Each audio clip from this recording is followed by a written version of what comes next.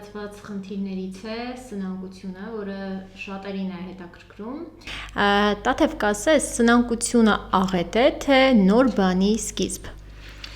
Այսպես ասեմ, Նարեկ ջան, հասարակության մեջ կարծիք է ձևավորված, որ սնանկ ճանաչվելուց հետո այլևս չեն կարող աշխատել, այլևս չեն կարող սեփականություն ձեռք բերել եւ նմանատիպ շատ մտքեր եւ կարծիքներ կան, սակայն ես ասեմ, որ սնանկությունը որոշ խումբ մարդկանց համար կարելի է ասել փրկության օղակ է։ Եվ կարող եմ բերել մի օրինակ, երբ անձը գտնվում է օրինակ, չգիտեմ, շատ վատ վիճակում, կյանքի ինչ-որ մի փուլում հանդիպել է խոչընդոտների, կորցրել է աշխատանքը, առողջության պատճառով եւ այդպիսի բաներ, պարտքեր է կուտակել եւ ինչ անենք այս սիտուացիայում, այս դեպքում անձը շարունակում է աշխատել, սակայն օրինակ եթե վարկ է վերցել օրինակ բանկից, այս դեպքում կետանց է թույլ տվել, չի վճարել պարտավորությունները ժամանակին, հետևաբար սկսել են արդեն հաշվեգրվել նրա վրա տոկոսներ, տոկոսագումարներ, այսպես եւ անձը գտնվում է արդեն ինչ-որ փակ օղակի մեջ եւ չի կարողանում դրանից դուրս գալ։ Սնանկությունը ինչով է լավ այս դեպքում, որպեսզի կարողանանք մարդուն օգնել այդ վիճակից դուրս գալու։ Հիմա բացատրեմ։ Մի կողմից անձը աշխատում է, ստանում է աշխատավարձ, X գումար եւ հարկադիր կատարումն ապահով ծառայությունը արգելադրել է նրա հաշիվները եւ գանձվում է առավելագույնը 50%-ի չափով նրա աշխատավարձի եւ փորձում է ամեն ամիս մարումներ են գնում այդ պարտքերին, այո, բայց մյուս կողմից այդ ուժերն ու տոկոսները չեն թողում, որպեսզի անձը կարողանա իր պարտքը վերջնականապես մարի։ Այսինքն մի կողմից անձը աշխատում է, նրանց բռնագանձումներ են անում, մյուս կողմից այդ բռնագանձումները կատարում են, բայց պարտքը չի մարում։ Կոպիտ ասած անվերջ աշխատում է, անվերջ պարտքերը փակում։ Այո, այս դեպքում սնանկությունը շատ լավ է, որպեսզի այդ մարդուն օգնենք այդպիսի վիճակից դուրս գա եւ վերադառնա բնականon իր կյանքին։ Այս օգնությունը երկկողմանի լավ է, նաեւ որպեսզի անձը կարողանա դուրս գա այդ վիճակից, նորից կարողանա վերականգնել իր դիրքը հասարակությունում, աշխատել, հարկեր վճարել, ինչու նաեւ ոչ եւ այդպես, այսինքն սնանկությունը կլինի նրա համար փրկություն, օրինակ, քանի որ երբ դիմում է անձը, որ սնանկ ճանաչվի, կոպիտ ասած, այդ դեպքում սնանկ ճանաչվելուց հետո կանգնում են նրա նկատմամբ հաշվեգրվող բոլոր ուժերը, տոկոսագումարը, այո, այսինքն պարտքը այլևս չի աճում։ Այդ գումարի վրա, ինչ որ X գումարի վրա կանգնում է եւ դրանից հետո արդեն սկսում է սնանկության գործընթացը, որի մասին հիմա կխոսենք, իհարկե, բայց քո հարցին պատասխանելով ասեմ, որ ոչ թե դա աղետ է, այլ շատերի համար դա փրկության օղակ է։ Այս ոդկասթի շրջանակներում խոսել ենք ֆիզիկական անձանց կողմից, սնանկության դիմում ներկայացնելու կարգերի մասին։ Մարդկանց հետաքրքիր է այն պայմանները, որոնց արկայության դեպքում իրենք կարող են դիմում ներկայացնել սնանկ ճանաչվելու համար։ Կխնդրեմ նշես հենց այն հիմնական պայմանները, որոնք որ պետք է քաղաքացիներն իմանան, մինչև որ կներկայացնեն դիմում։ Հիմա ներկայացնեմ, ուրեմն ֆիզիկական անձիկ, երբ որ ունեն մոտավորապես չէ, այսինքն օրենքը հստակ ասում է 2000 պատիկը գերազանցող նվազագույն աշխատավարձի 2000 պատիկը գերազանցող պարտավորություններ եւ ունեն հիմա այլ կերպ էլ կասեմ, որպեսզի ավելի հասանելի լինի մարդկանց եւ ունեն 90 օրյա կետանց, այսինքն այլ կերպ ասած, երբ մարդ ունի 2 միլիոն պարտավորություն, պարտք եւ ավել, իհարկե դա մինիմալ շեմն է եւ ունի 90 օրյա կետանց, այսինքն չմարված պարտավորություն եւ որը նաեւ շարունակվում է այդ պահին, այդ դեպքում կարող են դիմել կամավոր սնանկության, դիմում են ներկայացնում դատարան, կամավոր իր նախաձեռնությամբ ֆիզիկական անձը եւ արդեն կարող է ճանաչվել սնանկ։ Այդ դեպքում պետք է լինեն նաև սնանկության օրենքով համապատասխանող հիմքերը սնանկ ճանաչելու համար, որոնք ես արդեն ոնց որ նշեցի։ Պետք է ոնց որ ապացույցները նաև գծվեն համապատասխան։ Իսկ այդ 2 միլիոնը հիմնական պարտքն է, թե նաև դրան գումարված տոկոսները, տուժերը։ Նարի ջան, այդ ժամանակ այդտեղ կապ չունի։ Պետք է լինի 2 միլիոն եւ ավելի, տոկոսագումարով է դա, թե առանց, ընդհանրապես տարբերություն չկա։ Պետք է գումարը գերազանցի 2 միլիոն դրամը։ Նաև կարող է օրինակ մայր գումարը, այսպես բացատրեմ, օրինակ մայր գումարը, չգիտեմ, բանկերից վարկ է վերցրել անձնավորությունը, անձը 800,000 դրամ, մի քանի տարի չի վճարել, դրա վրա ավելացել են տոկոսներ, տույժեր, տուգանքներ եւ պարտքը հասել է 2 միլիոն դրամ։ Այդ դեպքում նույնպես կարող է անձը դիմել սնանկության։ Իսկ դիմում ներկայացնելու համար օրենքը պետական տուրքեր է սահմանում, արդյոք կամավոր սնանկության դեպքում կա պետական տուրք, թե ազատված են։ Կամավոր սնանկության դեպքում նախատեսված չէ պետական տուրք վճարելը։ Ի տարբերություն հարկադիր սնանկության դեպքում տարբեր է, հարկադիր սնանկության դեպքում ֆիզիկական անձի դեպքում վճարվում է 200,000 դրամ պետական տուրք։ Եթե անձը, ֆիզիկական անձը ամուսնացած է եւ ուզում է սնանկության դիմում ներկայացնի, ինչպես է կարգավորվում իր ամուսնու կամ կնոջ համատեղ սեփականության իրավունքը, ոնց է այդ ամեն ինչը բաշխվում հենց այս փուլում։ Նկատի ունես դիմում ներկայացնելու փուլում։ Դիմում ներկայացնելու փուլում, երբ որ նրանք ունեն սեփականություն, չգիտեմ, բնակարան կամ մեքենա եւ սնանկության դեպքում պետք է ներկայացնեն, որ որևէ գույք չունեն, բայց այս բարակայում գույք ունեն, օրինակ գույք ունի հենց ամուսինը, գնել է համատեղ սեփականության ընթացքում ձեռք են բերել։ Այդ ինչպես է դա կարգավորվում։ Ինչպես է լուծվում այդ հարցը։ Նայեք, Նարեկ ջան, ուրեմն այսպես ասեմ, անձը երբ որ դիմում է կամավոր սնանկության, կապ չունի գույք ունի թե չունի։ Դա արգելք չէ, եթե դու ունես գույք, դա արգելք չէ, որ դու դիմում ես սնանկության, այդտեղ հաշվի առնվում այն հանգամանքը, թե արդյոք քո ակտիվները ավելի բարձր են, քան քո դեբիտորական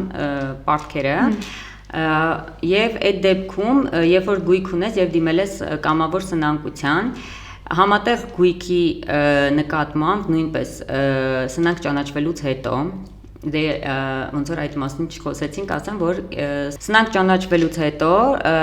նշանակում է կառավարիչ, կամավոր սնանկության դեպքում մենք հնարավորություն չունենք կառավարիչին ընտրելու, այդ էլ նշեմ, իսկ հարկադիր սնանկության դեպքում մենք հնարավորություն ունենք նաև ընտրելու, թե ով ենք ուզում լինի մեր կառավարիչը սնանկության։ Այդ դեպքում կառավարիչը մորատորիում է կիրառում, ինչ է դա նշանակում, սառեցնում է բոլոր հաշիվները եւ բոլոր գործողությունները, այլևս ոչ մի գործողություն բացի սնանկության կառավարչից, տնօրինման կառավարման հետ կապված չի կարող, հա, համատեղ սեփականություն համարվող գույքի վրա նույնպես արգելանքներ է դրվում, բայց քանի որ գույքը ամբողջությամբ չի պատկանում այն անձին, ով սնանկ է ճանաչվել, այլ կեսը պատկանում է նրա ամուսնուն, կնոջը, հետևաբար այդ process-ում, այդ ընթացքում գույքը վաճառելու ընթացքում անպայման նախապատվության իրավունք ունի կինը, կարող է գնել մասնաբաժինը, այո, կարող են ուղիղ վաճառք ձևակերպել, ուղղակի վաճառքով կինը գնի ամուսնու բաժնե մասը։ Եվ եթե կինը չի համաձայնվում, հրաժարվում է, այդ դեպքում արդեն հրապարակային սակարկություններով է վաճառվում գույքը, գույքից եկած եկամուտը այն մասով, որը պատկանում է կնոջը, վերադարձվում է կնոջը, իսկ ամուսնու բաժնեմասից եղած, այո, գնում է պարտքերի մարմանը։ Եթե օրինակ ակտիվների ու պասիվների հետ կապված չի գերազանցում, այսինքն իր գույքը, այդ գումարը այնքան շատ չի, որ կարողանա պարտքերը փակի, այդ դեպքում ինչպես է այդ հարցը լուծվում։ Այսինքն նկատի ունես, որ ունի ակտիվներ, ունի գույք, սակայն պարտքերը ավելի շատ են։ Հա, պարտքերն ավելի շատ են լինում։ Երբ որ անձը ճանաչվում է սնանկ, մեկամսյա ժամկետ կա, որպեսզի պարտատերերը ներկայացնեն պահանջներ։ Պահանջները ներկայացվում է, պարտատերերի ցուցակ է, նախնական ցուցակ է կազմում, հետո նաև վերջնական ցուցակ, բոլոր ներկայացած պարտատերերի պահանջները գրանցվում են պարտապանների ցուցակում եւ ինչ է լինում։ Ըստ հերթականությամբ մարվում է նրանց պարտքը, օրինակ, եթե ունի անձը X բնակարան, օրինակ եթե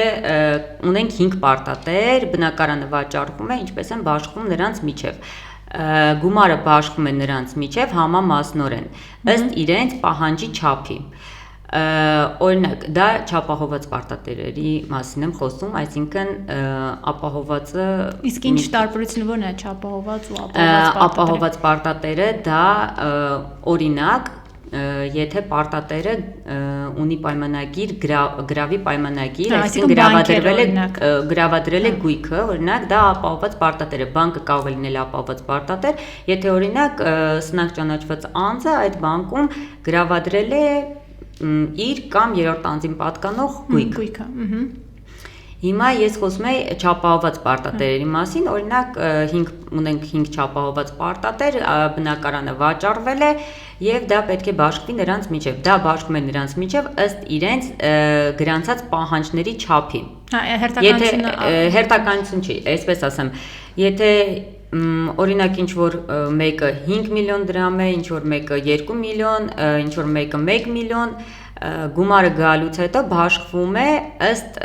տոկոսայնության, այսինքն 5 միլիոնին իհարկե ավելի շատ կգնա, քան մյուսին, բայց իրենք գտնվում են նույն հերթի տակ։ Չապահովված է։ Ապահովվածը ավելի առաջնային, Առաջնային է, ապահովվածը ավելի առաջնային է, ապահովվածի հետ կապված կարող եմ նաև ասել, որ հնարավորություն կա արտադատական կարգով գույքը իրացնելու այդ դեպքում, եթե դատարանը թույլատրում է, որպեսզի եւ կա այդ կարգը իրենց պայմանագրով նախատեսված է եղել, որի համար պետք է ծանոթություն, չէ՞։ Այո, ինչպես նաև դա, եթե դատարանը թույլատրում է, որպեսզի արտադատական կարգով իրացվի գույքը, ապա տվյալ պարտատերը այլևս չի գրանցվում պարտատերերի ցուցակում եւ ինքը բավարարումը ստանում է իր գույքից, իր ապահովված պահանջի բավարարումը, այդ չափով է լինում։ Իսկ ընթացակարգը ինչպես է, դիմում են ներկայացնում սնանկություն ճանաչելու, կամավոր սնանկության դիմում են ներկայացնում, ընթացքը ոնց է տեղի ունենում, ինչքան ժամկետում է լինում է դատավարական գործողությունները, որ քաղաքացիներն էլ պատրաստ լինեն, արդյոք կարելի է ոնց որ պատրաստ լինեն այդքան ժամանակ համբերեն, մինչև որ սնանկ ճանաչվեն։ Այսպես ասեմ, մինչև սնանկության դիմելը պետք է հավաքագրել, կոպիտ ասած, փաստաթղթեր, որոնք պետք է ներկայացնեն, կցվեն սնանկության դիմումին, ապա նոր ներկայացվեն դատարան։ Դա ժամանակատար է, քանի որ օրենքով նախատեսված են մեծ ցանկ, որի հավաքելը մոտավորապես տևում է 1.5-ից 3 ամիս, հիմա բացատրեմ ինչու, քանի որ դիմում ենք բոլոր նախարարություններին, պետք է հարցումներ կատարվի եւ ստանանք պատասխանները, որոնք շատ ուշ են գալիս, եւ դա մոտավորապես գալիս է տենց 1 ամսից 1.5 ամսվա ընթացքում։ Դրանից հետո կազմվում է դիմում են կազմում եւ ներկայացնում ենք ապա դատարան, բայց դատարան դիմելուց հետո 1 օրվա ընթացքում դատարանը ընդունում է վարույթ եւ դրանից հետո մոտավորապես մի 20 օրվա ընթացքում անձը ճանաչվում է սնանկ։ Եթե բավարարում են բոլոր պայմանները, հիմքերը, իսկ երբ որ ճանաչվում է սնանկ, այսպես ասած կինոն ավարտվում է, թե ինչ որ նոր փուլ, նոր ընթացք։ Այստեղ ասեմ, որ սնանկ ճանաչվելով ամեն ինչ չի ավարտվում, այդտեղ նոր սկսվում է, կարելի ասել, սնանկ ճանաչվելուց հետո նշանակվում է կառավարիչ, սնանկության կառավարիչ, որը տնօրինում եւ կառավարում է ամբողջ գույքը, կատարում է գույքագրում, հետախուզում է, ինչու՞ չհայտարարում գույքի նկատմամբ, եթե չի կարողանում այլ կերպ գույքը գտնել, դիմում է դատարան, որպեսզի հետախուզում հայտարարվի գույքի նկատմամբ եւ իրականացնում է օրինակ վերլուծություն ֆինանսական դրության վերաբերյալ անձի ներկայացնում է եւ մի շարք այլ գործողություններ։ Կոնկրետ հիմա ինչն է հետաքրքրում, ավելի մանրամասն դրա մասին խոսեմ, որտեղ սնանկությունը շատ ծավալին է։ Հենց հետաքրքիր է, թե ամենավերջը երբ է լինում կամ որ պահից արդեն անձը կարելի ասել ազատ է եւ իր այդ պարտքերի հանդեպ որևէ պարտավորություն չունի։ Այդ մինչև այդ վերջի փուլը, որ քաղաքացիների ման թե ինչքան, որքան է այդ ընթացքը, 3 ամիս է տվում, թե 6, թե կարելի ասել 1 տարի։ Հիմա ես նաեւ կասեմ պրակտիկայում ինչքան է տևում, դա մոտ մինչև 1 տարի է տևում։ Դե եթե հաշվի առնենք, որ անձը դիմում է օրինակ փաստաբանական իրավաբանական գրասենյակ իրեն օգնելու համար, այդ արդեն ասացի այդ հարցումների պատասխանները սպասել եմ 1.5 ամիս այդտեղ, հետո սնանկ է ճանաչում մոտավորապես 20 օրվա ընթացքում, սնանկ ճանաչվելուց հետո 1 ամսյա ժամկետում պարտատերերը ունեն հնարավորություն, որպեսզի դիմեն դատարան իրենց պահանջը գրանցելու։ Սակայն եթե 1 ամսվա ընթացքում օրինակ պարտատերը չի գրանցել պահանջը, դա չի նշանակում, որ նա զրկվում է այդ հնարավորությունից։ Իհարկե հերթը փոխվում է, այլ հերթի տակ է ընկնում, սակայն 6 ամիսը դա պարտադիր ժամկետ է, 6 ամսից շուտ սնանկությունը ավարտելը հնարավոր չէ օբյեկտիվորեն։ Այո, քանի որ այդ ամիսների ընթացքում հնարավոր է նաև ներկայացվեն այլ պահանջներ, եւ այսինքն սնանկ ճանաչվելուց հետո եւս 6 ամիս պետք է, եթե գույք չկա, ես խոսում եմ, եթե կամավոր սնանկություն է եւ արկա չէ որևէ գույք, որևէ դրամական միջոցներ, եթե ոչինչ անձը չունի կոպիտ ասած չի, ամուսնացած չի, որ համատեղ եթե չունի ոչ մի գույք, ոչ մի դրամական միջոց, հետեւաբար 6 ամիս հետո արդեն ավարտվում է սնանկությունը։ Միջնորդություն է ներկայացվում դատարան, սնանկությունը ավարտվում է։ Ավարտվելուց հետո այստեղ ամենակարևորն է, որ անձանց միշտ հետաքրքրում է, սնանկ որ ճանաչվեմ, ես հետո էլի կարող եմ գույք ձեռք բերել, կարող եմ աշխատել, այո, ամեն ինչ հնարավոր է։ Վարկերն էլ, այո, վարկերն էլ, հիմա ասեմ, ավարտվում է սնանկությունը, անձը դրանից հետո կարող է ձեռք բերել սեփական գույք, կարող է աշխատել, արգելք չէ նաև սնանկ ճանաչվելու ընթացքում հենց այդ process-ում, այո, հիմա դրա հետ կապված է աշխատավարձը, թե որքան է, այդ մասով էլ ես ասեմ, բարքերը ոնց որ աշխատավարձից է։ Հիմա ես ասեմ, ուրեմն եթե անձը ունի X պարտավորություններ եւ նրա աշխատավարձը օրինակ չի գերազանցում 150,000 դրամը, այդ դեպքում բռնագանձում չի տարածվում նրա աշխատավարձի վրա ընդհանրապես։ Աշխատավարձը կարողանում է օգտագործել անձը, որ առանց արգելքների։ Եթե աշխատավարձը գերազանցում է 150,000 դրամը, սակայն նրա ամբողջ պարտքը 48 ամիսների ընթացքում այդ աշխատավարձով հնարավոր չէ մարել, այդ դեպքում եւս աշխատավարձը չի բռնագանձվում, այո։ Անձը կարող է օգտագործել աշխատավարձը։ Իսկ այլ դեպքերում հնարավոր է, որ արգելադրվեն ինչ-որ տոկոսագումարներ, այո, արգելք լինի աշխատավարձը օգտագործել մինչև 50% աշխատավարձի։ Նաև հետաքրքիր է, նշեցիք, որ որոշակի ժամանակ հետո կարող են գնալ եւ բանկից վարկեր վերցնել, սա էլ քաղաքացիներին իմանան, որ չվախենան, որ սրանք են ճանաչվել, վարկերի մասով կուզենան։ Վարկերի մասով ես ասեմ, միշտ հարցնում են սնանկ ճանաչվելուց առաջ, ասում են, իսկ կարող եմ հետո ես վարկ վերցնել։ Միշտ ես ասում եմ, որ օրենքում արգելք չկա վարկ վերցնելու հետ կապված։ Այստեղ կախված է մի շարք հանգամանքներից, օրինակ, եթե անձը պարտավորությունները ժամանակին չի կատարել, ունի ժամկետանց վարկեր, ինքը այդ ժամանակ արդեն իսկ գտնվում է ռիսկային գոտում նոր վարկեր ստանալու։ Դա ակրահամակարգում արտացոլվում է եւ բանկերը բոլորը տեսնում են, հետեւաբար իրենց ներքին կանոնադրության կանոնակարգի համաձայն չեն տրամադրում վարկ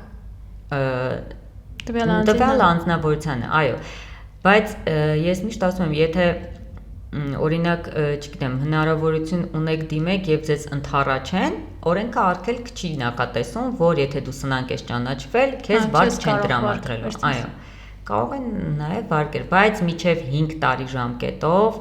ակրահամակարգում արտացոլվում է դեռևս սնանկ է ճանաչվել այո անձնավորությունը, հետեւաբար դա է հիմք հանդիսանում, որ վարկ չեն տրամադրում, բայց օրենքով արգելված ոչինչ չկա։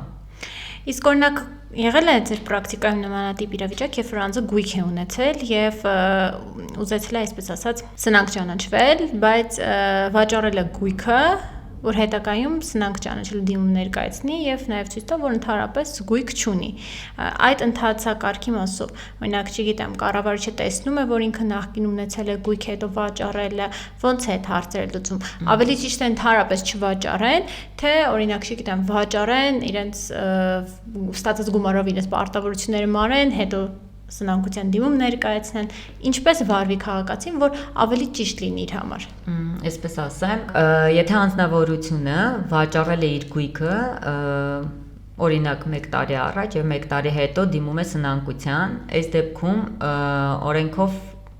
նախատեսված կետ կա, կառավարիչը կարող է վիճարկել տվյալ գործարքը արդեն մի տարի առաջվա գործարքը ոչ միայն մի տարի, մինչև 5 տարի առաջվա գործարքը։ Այդ դաշնամկետների խնդիր չեն ունենում հայցային բաղամության հետ կապված։ Չէ, կառավարիչը կարող է վիճարկել եւ գույքերը հետ բերել, որն է կգնա արդեն պարտատերերի պահանջների բավարարմանը։ Դա վերաբերում է 3-ից 5 տարի առաջվա գործարքներին, կախված նվիրատվություն է եղել թե առուվաճառք։ Այսինքն ստուգում է մինչև վերջին 3-5 տարին կարող է ստուգում է։ Անպայման, այսինքն եթե անձը մտածում է այս պահին նվիրատվություն անեմ եւ մտնեմ սնանկ ճանաչվեմ, պետք է իմանա, որ ռիսկը կա, որ կառավարիչը կարող է հետ բերել։ Խնդիրն այն է, որ դու գործարք ես, կնքում ես պայմանագիր, կոպիտ ասած ինչ իմանաս, որ 3 կամ 5 տարի հետո դիմում ես ներկայացնելու սնանկության համար։ Շատ լավ, դրա համար դա միանշանակ չէ, ես ասում եմ, որ կառավարիչը հնարավորություն ունի այդ գույքերը վիճարկելու եւ հետ բերելու, բայց վիճարկման արդյունքում միայն դատարանն է կայացնում որոշում, արդյոք այդ գործարքը անվավեր է կամ առ ոչինչ, թե ոչ։ Այսինքն եթե հիմքերը չկան, եթե դա կարողանա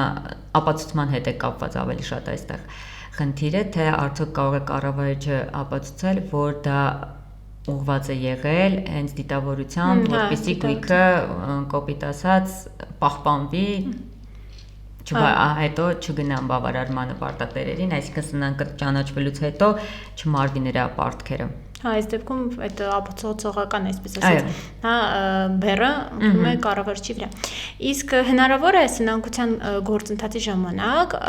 տեղի ունենա պարտապանի եւ պարտատերերի միջև հաշտություն։ Այսինքն գան են եզրահանգման, որ ավելի լավ է հաշտությունով լուծենք այս գործընթացը, քան տվյալ պարտապանը գնա եւ սնանկ ճանաչվի։ Նարեկ ջան, դա հարկադրված սնանկության մասին ես երևի խոսում, օրինակ եթե դիմել են, որպեսզի ֆիզիկական անձին ճանաչեն սնանկ, այդ դեպքում գոյություն ունի հաշտության համար նախատեսված ժամկետ, այդ ժամկետում կարող են հաշտվել եւ սնանկության դիմումը հետ վերցվի։ Այսինքն հնարավորություն կա, որպեսզի հաշտվեն։ Այսինքն կամավորության սնանկության դեպքում պարտապանն ինքն է դիմում, հարկադիր սնանկության դեպքում պարտատերն է դիմում ու արդեն այդ հաշտությունը, իսկ հարկադիր ու կամավոր սնանկության մեջ ինչ տարբերություն կա, որ քաղաքացիներն են հասկանան, թե որ, այսպես ասած, ձևով պետք է դիմում ներկայացվի դատարան։ Կամավոր սնանկությունը դա երբ որ անձը իր նախաձեռնությամբ դիմում է ներկայացնում դատարան, որպեսզի իրեն կամավոր սնանկ ճանաչեն։ Հարկադիր սնանկությունը դա երբ որ օրինակով ասեմ, երբ որ X մարդուն գումար են պարտք եւ այդ գումարը գերազանցում է էլի նույնիսկ 2 միլիոն դրամը 90 օրյա կետանց կա, այդ դեպքում տվյալ անձը, պարտատերը կարող է դիմել մյուս անձին սնանկ ճանաչելու։ Դա արդեն կլինի հարկադրված սնանկություն։ Հարկադրված սնանկության ժամանակ պետական տուրք կա, չէ՞։ Այո, ես ասացի 200,000 դրամ է ֆիզանձերի դեպքում։ 200,000 դրամ վճարում է, որը նույնպես նաև գրանցվում է պահանջների միջև։ Իսկ հարկադրված սնանկության դեպքում եւս երբ որ արդեն ճանաչվում է սնանկաճանաչվում, պարտապանը դրանից հետո պարտապանը կարող է գնալ բանկ, վարկ վերցնել, այսինքն նույն իրավունքներն է ձեռք բերում, ինչ որ կամավոր սնանկության դեպքում։ Հա, վարկերի հետ կապված տարբերություն չկա։ Վարկերի հետ կապված միայն խնդիրը բանկերի հետ է, արդյոք բանկը ձեզ նորից կտա վարկ, թե ոչ։ Օրենքի տեսանկյունից արգելք չկա։ Բայց դա էլ եմ ասում արտացոլվում է ակրահամակարգում, երբ որ հարցում են անում, բանկերում հարցումներ են անում, որ վարկ տրամադրեն, այդ դեպքում ոնց որ երևում է այնտեղ եւ բնականաբար չեն տրամադրում վարկեր։ Հայաստանյան իրականության մեջ ինչ գնահատական կտակ սնանկության գործերին, այսինքն քաղաքացիները արդյոք ունեն շանսեր, որպեսզի դիմեն դատարան ու սնանկ ճանաչվեն, կոպիտ ասած փրկվեն այդ իրավիճակից։ Այսպես ասեմ, սնանկ, եթե առկա են այդ բոլոր հիմքերը, որ ես արդեն իսկ թվարկեցի, այսինքն օրենքով սահմանված, օրենքով նախատեսված հիմքերը, դրա առկայության դեպքում ճիշտ դիմում ներկայացնելու դեպքում, այո, դատարանը ճանաչում է սնանկ։ Բայց ասեմ իմանաք, որ շատ բարդ է այդ բոլոր փաստաթղթերը, այո, ապահովելը, քանի որ օրինակ այսպես ասեմ, կան դեպքեր, երբ անձը բաժանված է, բնականաբար լինում են դեպքեր, որ բաժանվելուց հետո այլևս նախկին ամուսինները չեն շփվում, սակայն սնանկության դիմում ներկայացնելու ժամանակ դատարանը պարտադրում է, որպեսզի դու ներկայացնես նաև քո ամուսնու հագույքը։ Այո, բայց այս դեպքում շատ լուրջ խնդիր է, քանի որ բաժանված եք, իսկ բանկերը մենք գիտենք, որ մենք բոլոր հարցումները կարող ենք կատարել, ներկայացնենք, բայց օրինակ բանկերի հետ կապված խնդիրը, բանկերից պետք է վերցվի բոլոր տեղեկանքները, այո, այդ որ ամուսինը չունի ոչ մի հաշիվներ, որ համատեղ սեփականության մասին էլի խոսքը, պետք է ներկայացնենք, որ ցույց տանք, որ չկա դա բացառապես կարող է անել տվյալ անձը, իսկ երբ որ նախկին ամուսինները չեն շփվում, հետևաբար մենք հնարավորություն չունենք ներկայացնելու այդ թղթերը եւ դա շատ լուրջ խնդիր է։ Ստացվում է զրկվում է այդ հնարավորությունը։ Այո, բայց դա իհարկե